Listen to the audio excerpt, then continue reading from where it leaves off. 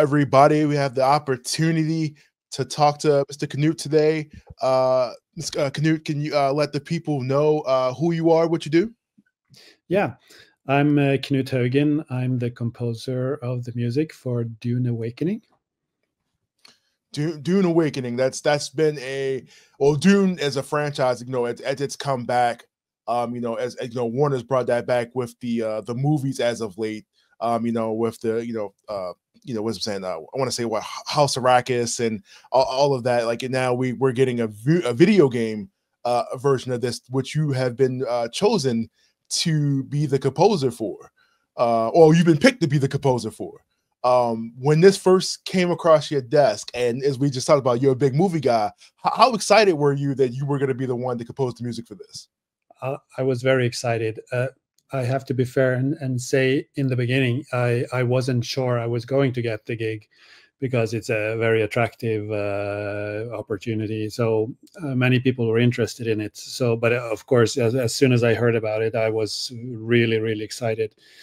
So I started to read all the books and get into it as much as I could, and to try to find an angle how to present my vision of what would be good music for this game. An interesting thing is that I got involved in this long before I saw the movies. And before I heard the music from the movies. So I didn't have that to listen to and get it inspired by or kind of let influence me. So I had to kind of find my own way and my own concept for the score. Yeah, I mean, obviously, they've been doing like behind the scenes videos, like behind the music, behind like certain parts of the game. Was there, like you said, without you like watching the movies, was there already kind of in your mind like a direction or a certain sound that you heard that you wanted this world to sound like? Because like Air Studios is the studio that everything has been. So and everybody, as you watch that video, everybody speaks highly of you. They couldn't wait to work with you, and I couldn't wait to talk to you about the game because Dune, having a TV show now on HBO, the 2 movies that are waiting for the next one. There's a certain as a sound, like almost kind of an airy sound, like a desert. I don't know how to explain it, but was there something that you wanted to do differently for the game compared to the movie? Yeah, like I said earlier, I had already given it a lot of thought. I had invested a lot of time creating a concept for the score.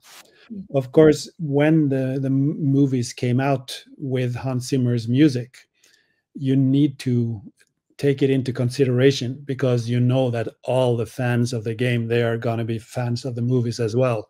And if my music doesn't resemble in any way the music from the films, some people might get disappointed, So I have to kind of find a balance between something that is new and exciting and also that doesn't stray too far away from the now established sound of the Dune universe as presented in the movies.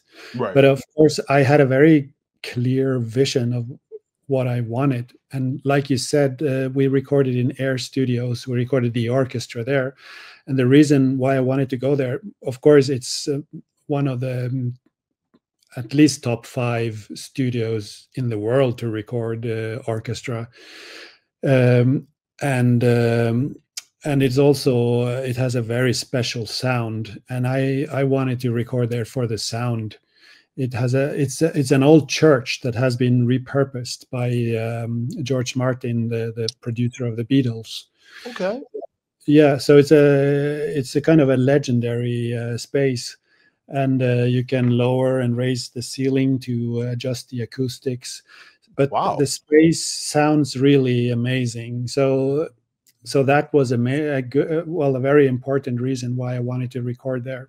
And also all the people there, the musicians and all the engineers and everyone, they are extremely high level. Of course, in all studios similar to this, it's the same thing. But it was very important to be able to record and to do the music production at the highest possible level, and that we did.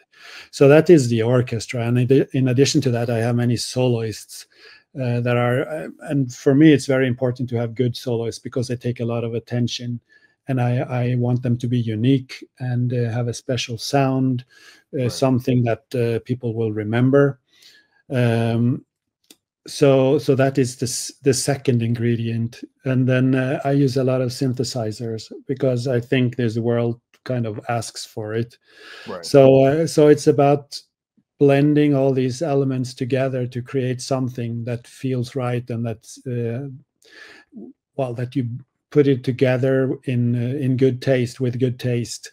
It could be very weird putting all these things together, but so you have to do it in a tasteful way. And of course, you kind of have to invent a new style for it. What is the musical language? That is the main thing. That is the most important thing. And then you have to tell all the different musical bits, all the scenes. You have to tell them in that language.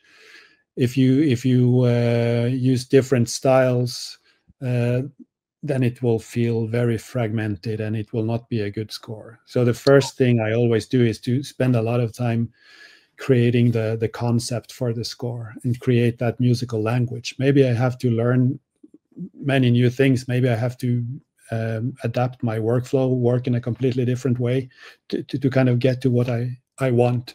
But the concept is always the most important. If you have that, then everything else, you can use that for everything else. So after that comes, you need to define where do you need music and what is the function of the music in all those places. Right. Things like that. But first, and then of course, developing motifs, musical motifs. Let's say Atreides, they have a musical motif that you hear several places, and the same with the Harkonnen. And I also done that for the Fremen. So then you also get the building blocks, and I use these building blocks to structure the different musical pieces. And I use these different elements when they are helpful. So, but of course, you always need to create new and exciting soundscapes for each new piece. But it all has to be within this musical language and the concept that you have developed. Now, I definitely want to ask, like, in terms of your free range as a composer, working on something like this. Well, two questions I want to ask. One, was there a lot of like pushback on like certain things, or you were pretty much like free to create this how you seen fit? Yeah. So this project was a bit special. I have actually worked on IPs where other composers have composed music that has actually been very famous on top of everything. And that's difficult. I worked on the Conan the Barbarian franchise for many years, on and off, for 15 years or something, coming back to it in different games, different expansions, and so on. And also here in Norway, a similar situation. And in both cases, there had been composers involved that had made very good and very famous music. But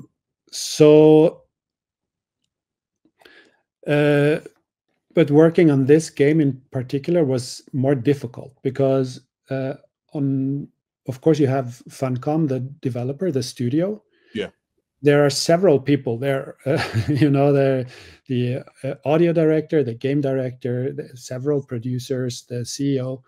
Everyone has an opinion, and you have to please all of them. But on top of that, the owner of the IP is Legendary Entertainment, and they also have to approve everything. And there is Tencent in China who owns Funcom. They also have to approve everything. So in my case, that meant that especially in the beginning, everything was very thoroughly scrutinized by all these parties. And when they approved and gave me the green light, then I knew that, okay, we have landed on something that everyone can agree on. But of course, there is always a need, or not always, but many times I will still get the normal type of feedback that, okay, for this thing, it's a bit too dramatic. We need to tone it down, or the other way Right. around, something like this. We need something more ambient, or we need something more melodic. We need action, and whatever it is. Yeah. So that is always there. But in addition to all of that, there was this quite long and demanding process in the beginning, where all the stakeholders were involved and had an opinion. So that was different and quite challenging, I would say. I could definitely understand, especially like as an artist, you know what I mean? Like it's already, I feel like it's already hard for you probably to kind of get it down to that final sound, but then you also have third parties involved that are like, like, can we do this? Can we do that? You know what I mean? So I could definitely understand that. That's why I wanted to know, like, I've had the opportunity to talk to so many different composers over the last couple weeks, couple months. And my other question was, as a composer, as somebody that does music, do you feel like you have a stigma or an issue with doing music specifically for video games? Well, if you're doing music for video games, it's quite hard to get into film, for example. If that's what you meant. The other way around is easy, because if you're a very good film composer, if you're kind of A-list film composer, they are in high demand in the video game world. Right. But there are so many good film composers that going from games to film is much more difficult. So in a way, yes, you get pigeonholed as a game composer. If that was that what you meant, or? Well, I just meant, like, I guess as an artist, as a creator, do you have, like, I'm assuming obviously you've done this multiple times. You don't have an issue with, oh, I'm only doing video game, not necessarily video game music. I'm doing music for video games versus another medium or something like that that's being used for. Yeah. I don't have any problems with that. Okay.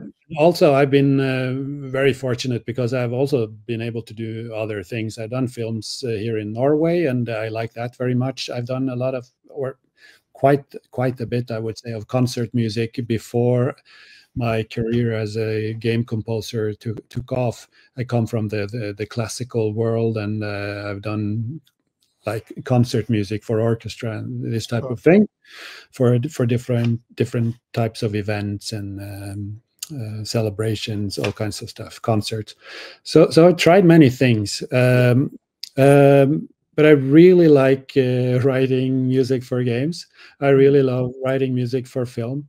If someone told me you will write music for games for the rest of your life, I would be happy with that, as long as I don't have to sell car tires or cheese.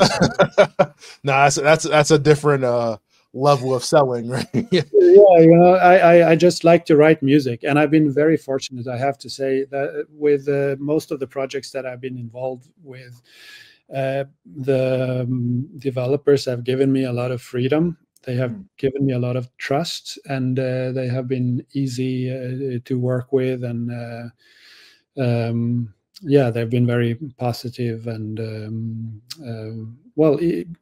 great people to work with, and that's not a given.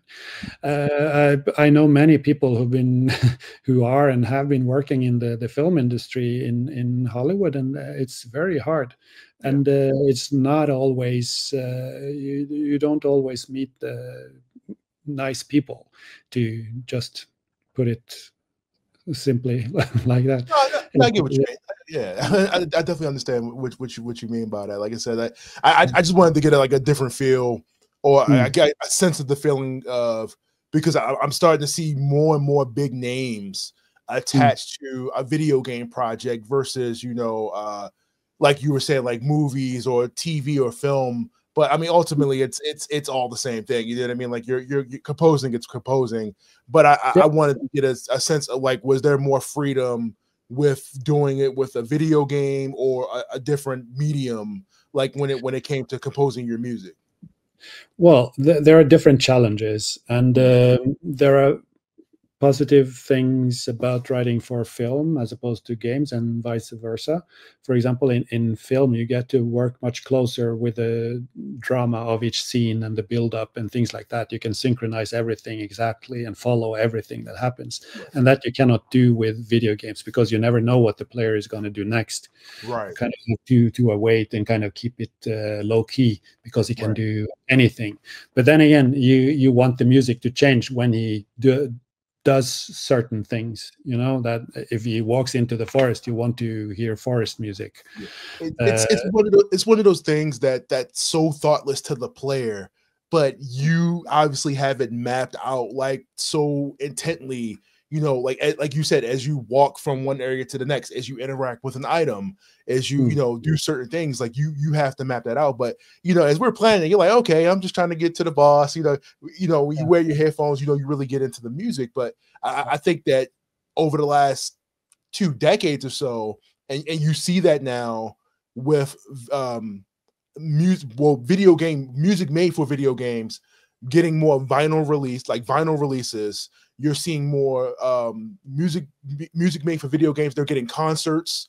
Like you're starting to see it blow up more and more, where it was just like, oh, okay, that's just, you know, this hobby has become like this really big thing. And like you said, like it's somebody big like yourself that's composing for Dune and bringing the world to life. And like you said, me not even really thinking about, oh man, I didn't even think about, okay, they chose this theme for a reason. Okay, now we're in the forest, now we're in the desert, now we're going through a boss fight or whatever it is. Everything is intentional. But it's both well, it's a blessing that we have these tools to be able to do this, but it also can be very difficult because you need to make music that can go seamlessly from one type of music to another. That you can change the music seamlessly. That is the thing that is commonplace to do today. And but if you don't think about it, like you say, you don't react. You just now it's forest music, cool. Like it. Yeah, that means that it works. You know, right, absolutely. If I had done a bad job, you would have noticed. You would have thought, oh, what happened? You know, that was weird. Who do we blame for that, right? Yeah, but it is also another thing you said there. It's a paradox, actually. People think that game music still, well, in certain circles, game music is just someone playing around with music or a computer in their bedroom. But it's come so much further than that, and I've been around for quite a while. And before I started working in this area, I played a lot of games. So I've been following the development of game music since my Commodore 64. You know, so I know what's been happening along the way. I also remember that was in 15 years ago or so. It was already a very different world. So much has happened during those last 10 and 15 years. It's been an explosion, you know. And the paradox is that you probably know this, but the game world, or what's it called, the business industry, the gaming industry is much bigger than the film industry. Oh, for sure. Yeah, it generates a lot more money. And I think that general, or the average person in the street doesn't know that. They just think it's something that teenagers do, but it's not the case anymore. I think maybe I'm sorry, I was going to say, it's definitely grown. It's definitely grown beyond that. You know what I mean? Because like it's so many. you know, if you watch the Game Awards, I don't know if you've come across that, but they have like an award every year for like best music, like best composer, stuff like that. And I don't know if you're familiar with like the Final Fantasy series, but of course, that's composed from top to bottom. I've been to so many concerts for Final Fantasy. I've got vinyls and CDs and stuff like that for. I have them too.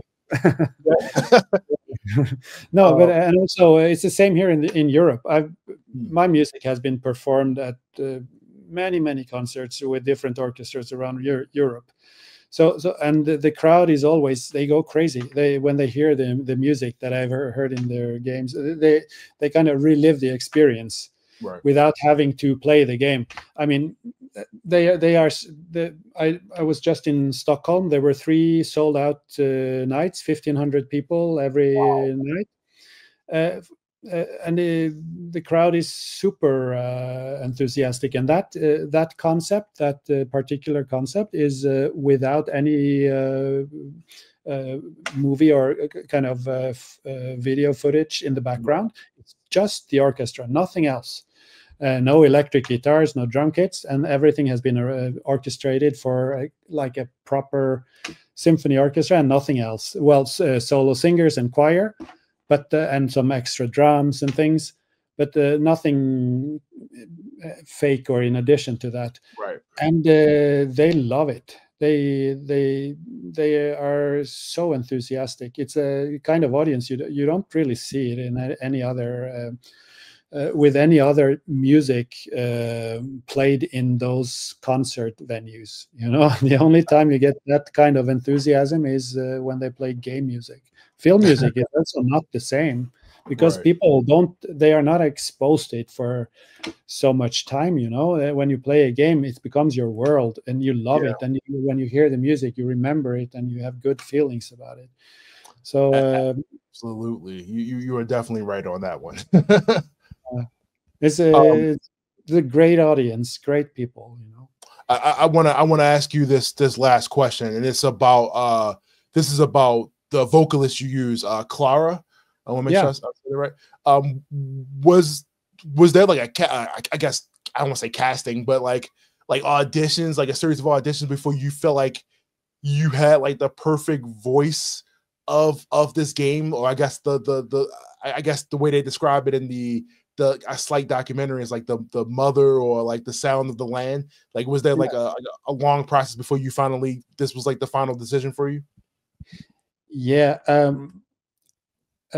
I didn't try out many singers, but I looked for a long time. You know, you don't have to audition them. Most of the time, if they have material out, you can just listen to what they've done. And then you quickly find out if this is someone who is right or wrong for what you need. And I worked on a game called Lords of the Fallen a couple of years ago. Lord of the Rings? No, Lords of the Fallen. It's kind of medieval fantasy thing. It's CI game. Right. Okay. Yeah. So it's quite operatic, and I needed to find 2 very distinct sounding voices. And then I had to audition several singers. Well, I had someone help me find them, and I kind of auditioned several singers. But with in the case of Clara, she her husband is a music producer, and he makes sound libraries. You know, when I compose, and when all people in my occupation, when we write music, we use samples, recordings of real instruments, real singers, and so on. So she has several sample libraries of herself. So I can sit by my synthesizer, my keyboard, and I can play back her voice. So I was already familiar with these libraries, and I always thought that she had a very good voice and very appropriate for certain things. Right. So I just investigated a bit further there and looked around, of course, but I landed on her because She has a very distinct voice. She has a very powerful voice. She's very talented and very skilled and very flexible. And she's very, very easy to work with. And yeah, she has done many games. She's been singing on many different games, so many people know about her. But yeah, I just thought for this project she was well, the perfect fit. Enough said right there. It just lined up the way it should have. Well, Knut, I definitely appreciate you taking the time out of your day to do this interview. I had a lot of questions that you definitely asked. Like I said, you know, getting to learn more about how this works, you know, the process, and obviously, you know, opportunity to talk to you, which is definitely going to be in my head all week about the opportunity that I just got. So I definitely appreciate this. You know, I would love, you know, once Dune is all done, it's all finished, and we get, you know, it's out in the market to finally get to play. I know you can't talk about dates or anything, but yes, I can actually. It's actually today is a celebration because the album is out today on all platforms. So so anyone can listen to the music now. It's 90 minutes of music approximately, and I've written more than 5 hours for the game. So it's kind of a curated selection. And for those who bought the special editions and ultimate editions, they could start playing yesterday. And for everyone else, they can start on the 10th. So the actual release is June 10th. June 10th. Okay, June 10th. June 10th. Okay. Well, let me go ahead and pop my credit card out right now so I can go ahead and make that purchase. Go ahead, look. I need more Dune in my life. I definitely need more Dune. Like I never thought that we would get to this point. Like since what was that? Like the 1980s. After that movie, that we would be back at Dune and like use the technology that we have now with. In the different mediums, the video games, the movies, to like really fully explore that world, because there's a series of books that I feel like just never really got as due until now. And it's like a really big fandom, and you get to be a part of that now and give life to that series even further than where it was at before. Exactly. And it's been an honor, I think, to be able to contribute to the legacy of Dune and to put my do my little contribution to a new chapter of the legacy. So that's been a privilege, and I've loved every day I've been working on it. And see, now you got me excited. I can't wait to get into the game, hear that music. Is the album, is it like available on stream like Apple Music or Spotify or anything like that? Okay. Yeah, I listened to it today on Spotify, and it should be out on all the streaming platforms and all digital platforms. It's Sony Milan that releases it. So it's a big release, so it should be available everywhere. So that's on my on my list of things to do today. I definitely appreciate you again for taking the time to do this interview. This was awesome. I can't wait to listen to the music. I can't wait to play the game. I hope at some point in the future we get to do this again. I'm sure you're going to be, working on another big project. You got a lot of things, lined up. And I hope I get to attend one of your concerts too. After 1,500 people sold out, I definitely hope I can travel to get to see one of those myself. Yeah. I hope so too. Well, it's been a pleasure to be here, and thank you very much. And if you ever want to talk to me again, please just give me a ring. Oh, absolutely. Well, thank you so much, and we'll see you later. Yeah, see you later. Thank you very much.